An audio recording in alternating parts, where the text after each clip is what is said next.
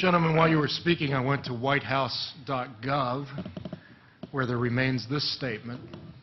The United States government has no evidence that any life exists outside our planet or that an extraterrestrial presence has contacted or engaged any member of the human race. In addition, there's no credible information to suggest that any evidence is being hidden from the public's eye.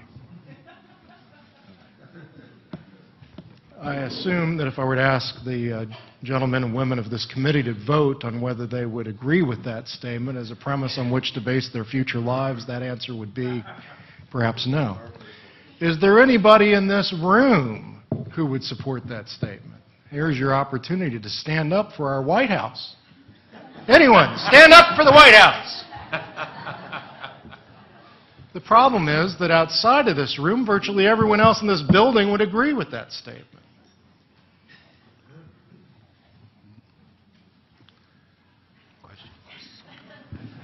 I'd like to have a moment of silence for the end of what was once a compound constitutional republic by, of, and for the people. It has died. It's gone. May I speak to that? How do we get it back? I'd like to toss out another possibility. President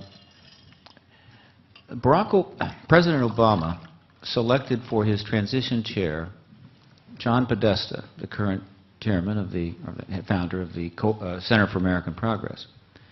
John Podesta was the key advisor to President Clinton during the Rockefeller Initiative to have Clinton release all the files in the government hands regarding this phenomena. He was a noted X-Files buff, watched all the shows. 2002, he called for the release of all those files. Like, you must have known what the impact of that might be.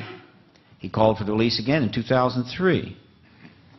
And then President Obama appointed him the chair of his transition team. And of course, he was, by the way, when they released the logs of the visitors, I think it was the first 90 days of visitors, he was the most present visitor to the White House in the first 90 days. I'd like to suggest another possibility. Purely speculation. I'll give you 1 minute, and then I have another question. Okay. I think that President Obama is well aware there's an extraterrestrial presence. Admitted he was probably tipped off by John Podesta. But he can't do anything about it. And so when we successfully petitioned the White House and they had to respond, it's possible that they gave such a rigid, fixed, almost indefensible position, not because they're ignorant, but because that was the best they could do to help us out, as opposed to a wishy-washy statement they could have danced around. And by giving us such a fixed position like that, we can pound, we could break it, and if we break it, we break the truth embargo. So it's just possible that the opposite interpretation is that this is an administration trying to help us reach in to help them. I just throw that out because these things are so much more complicated than you might think.